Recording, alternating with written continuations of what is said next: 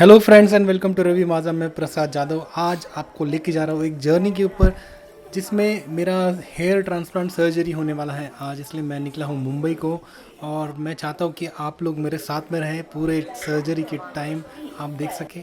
तो चलिए दोस्तों, मैं आपको लेके जाता हूँ विकास पंत्री सर के पास में जो मेरे सर्जरी करने वाले हैं।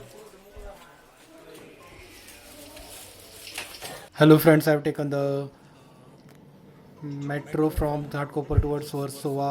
Versova is the last station, तो वहाँ से हमें ऑटो से जाना पड़ेगा। तो चलिए शुरू करते हैं।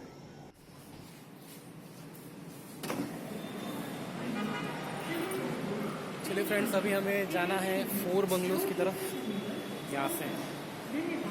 तो चलते हैं फोर बंगलोज। अभी हमें यहाँ से वर्सोवा स्टेशन से ऑटो करनी पड़ेगी। बैठने के पहले ही दोस्तों मैंने जीपीएस पे सेट कर लिया रेडियंट एस्थेटिक्स, और जीपीएस ने मुझे एग्जैक्ट लोकेशन बता दिया है। मैंने रेडियंट एस्थेटिक्स इसलिए चूज़ किया बिकॉज विकास पंत्री सर जो है वो खुद एक एमबीबीएस डॉक्टर है। उसके साथ ही साथ वो member of international society of hair surgeons as well as Asian association of hair surgeons के भी मेंबर हैं। उसके साथ ही साथ उनकी जो स्पेशलिटी है कि वो एक फुल्ली ट्रेंड एनेस्थेसियोलॉजिस्ट भी है और एक क्रिटिकल केयर स्पेशलिस्ट भी है। और उन्होंने इतने सारे हेयर ट्रांसप्लांट सर्जरीज परफॉर्म किए जो डिफ़िकल्ट से डिफ़िकल्ट बोलो। और उनकी जो स्पेशलिटी एक और है कि वो high density hair transplant provide करते हैं जो कोई मैच नहीं कर सकता। और उनके जो मॉरल्स एंड एथिक्स जो है वो बहुत ही ज़्यादा मुझे पसंद आए। वो उनके लिए जो पेशेंट का जो उनको इतना केयर करते हैं और पेशेंट के लिए वो बिल्कुल कॉम्प्रोमाइज़ नहीं करते किसी भी चीज़ के लिए, और यही बात मुझे सबसे ज़्यादा अच्छी लगी। Dr. Shriji Srivastav, she is also a hair surgeon as well as a maxillofacial surgeon. She is working with Vikas sir and she is also very expert in hair transplant technologies. Hello sir, how are you? Hi, how are you? तो आज अपना मेरा surgery जैसा अपना plan हुआ था करेंगे, और चलिए फिर चलते हैं। जरूर। और आपको कोई डाउट्स वगैरह अभी रह गए? नहीं सर, सब क्लियर है। तो प्रोसीजर शुरू करें फिर? चलिए, ओके।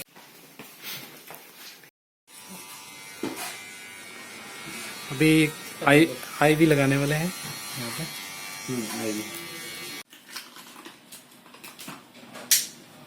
चलो फ्रेंड्स, रेडी हो रहे हैं अभी हम लोग सर्जरी के लिए। अभी बहुत सारे इंजेक्शन लग रहे हैं। शौकत भाई हेलो, बहुत बढ़िया इंजेक्शन देते हैं, कोई पेन नहीं होता।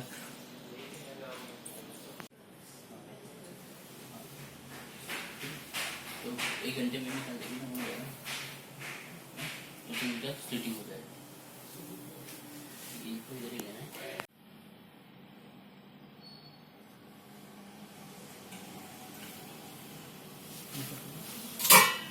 आगे ऊपर।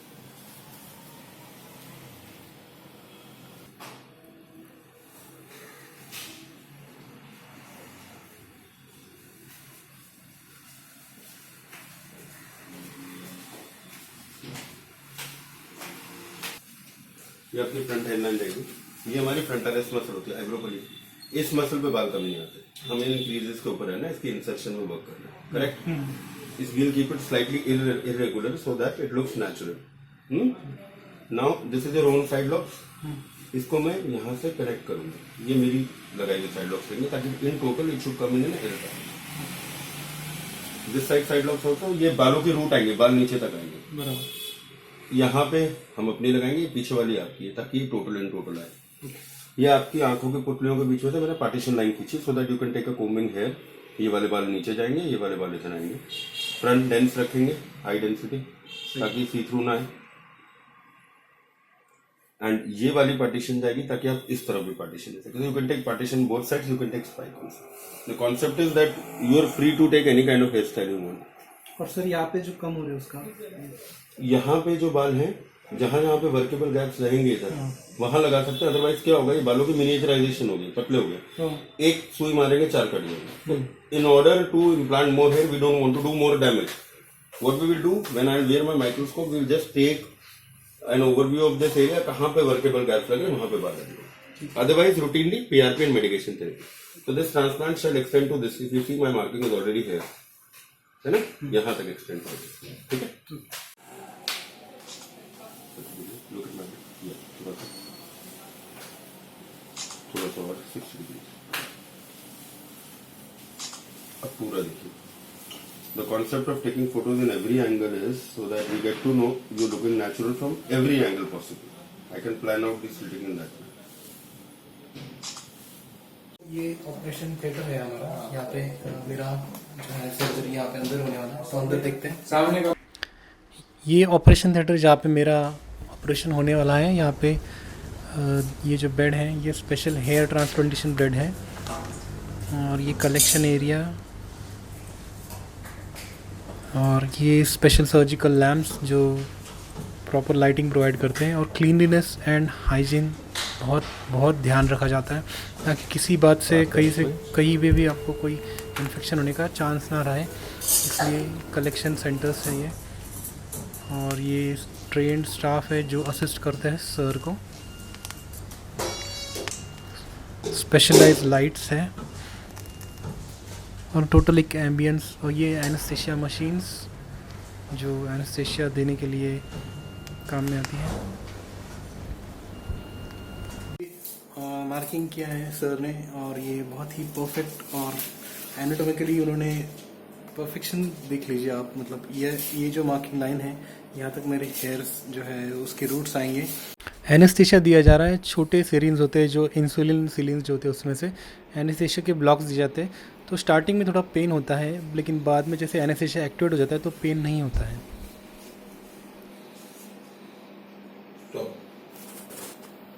ये स्लिटिंग प्रोसीजर जिसमें स्लिट्स बनाए जाते हैं, जिसके अंदर जो निकाले हुए डोनर एरिया से निकाले हुए हेयर जो है वो बाद में प्लांट किए जाते हैं। ओके, ये सारे इंटरलॉकिंग स्लिट्स बनाए हुए हैं। हेयरलाइन नेचुरल लगे इसलिए रेगुलर बनाई हुई है। साइड लॉक्स भी दे दिए हैं। ये सारे स्लिट्स मैंने इंटरलॉकिंग इसलिए बनाया ताकि सी थ्रू ना आए जब भी आप हेयर स्टाइलिंग करें ना। और ये 2 तरफ की पार्टीशन दे दी है so that you can comb right to left also and left to right also. Correct? I'll show you your slits also. This is the side lock that we have made. This is the transition zone, and this is the partition. This is the front. You can see how dense it is. There is no gap at all. सब interlocking है, 2 के आगे एक के आगे 2 ताकि see through ना आए. Then again on this side, this is the side locks, transition zone and partition. Total grade 2 Boulding में ही हमने 3000 ग्राफ लगा दिए इतने से एरिया में। Look down. अब इसके अंदर इम्प्लांट करेंगे, ठीक है सर? ओके। हेयर ट्रिमिंग के लिए बोला जाए तो हेयर ट्रिमिंग आप पूरा भी कर सकते हैं या फिर ओनली डोनर एरिया भी कर सकते हैं, वो थोड़ा सा जो ट्रांसप्लांट आगे करते हैं वो एरिया। लेकिन मैं चाहता था कि पूरा ट्रिम कर लूँ क्योंकि मैं पूरा यूनिफॉर्म रिजल्ट्स चाहता था, ऐसा ना हो कि कुछ बड़ा छोटा और समझ में ना आए, इसलिए मैं पूरा ट्रिम करने के लिए एग्री हो गया और सर ने भी वही रिकमेंड किया था। ये ड्रिलिंग एंड एक्सट्रैक्शन हो रहा है हेयर रूट्स का। ये पंच से ड्रिलिंग करके हेयर रूट्स एक्सट्रैक्ट करते हैं और बाद में उसको कलेक्शन सेंटर में कलेक्ट करते हैं काउंटिंग करके उसको।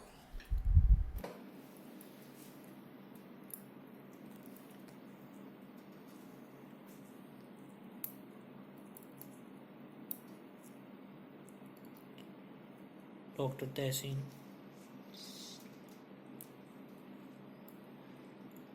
एक्सट्रैक्शन स्पेशलिस्ट बाल निकाल रही हैं।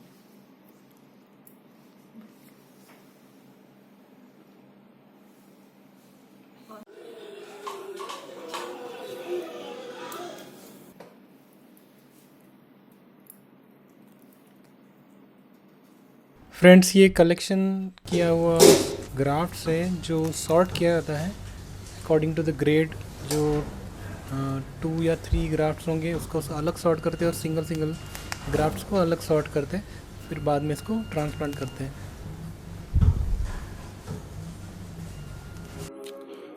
This is implantation by 2 forceps technique. We hold the hair by extracuticular hair so that the roots are not crushed. With one forceps we are opening the slit and with the other forceps we are implanting. Graft को ऊपर के बाल से पकड़ा जाता है ताकि उसका मिडिल पोर्शन स्टेम सेल्स वाला और उसकी रूट ना दबे। एक फोर्सेप से वो स्लिट खोला जाता है और दूसरे से वो स्लाइड करा जाता है ताकि ट्रॉमा कम हो। Good morning friends. कल रात को सर्जरी ख़त्म हुई मेरी हेयर ट्रांसप्लांट की, और उन्होंने कैप पहना के मुझे रिलीव कर दिया। तो रात को रिकवरी रूम में मुझे रुकाया था, proper air conditioned recovery room दिया था। मेन जो बात है कि जो स्टाफ ने जितना केयर लिया बहुत इम्पोर्टेंट है, क्योंकि हाइजीन की बात करें या फिर हर एक चीज़ की बात करें, छोटी छोटी चीज़ों की बात करें, तो पूरा का पूरा ऑल टुगेदर बहुत ही ज़्यादा केयरिंग सारे के सारे स्टाफ रहे हैं। ऑल टुगेदर मुझे बहुत अच्छा लग रहा है अभी। जो जिस प्रकार से ग्राफ्ट किए सर, और सर की बात करूँ तो जब वो स्लिटिंग कर रहे थे तो it was just like robotic arm, जो जैसे स्लिटिंग उससे भी इतना डेंस उन्होंने स्लिटिंग किया, इतनी डेंसिटी हाई रख के स्लिटिंग की थी कि इमेजिन नहीं कर सकते। क्योंकि मेरे जो एरियाज है वहाँ पे जब दूसरे क्लिनिक्स में मैं गया था, उन्होंने बोला था आपको 1500 ग्राफ्ट मैक्सिमम लगेंगे।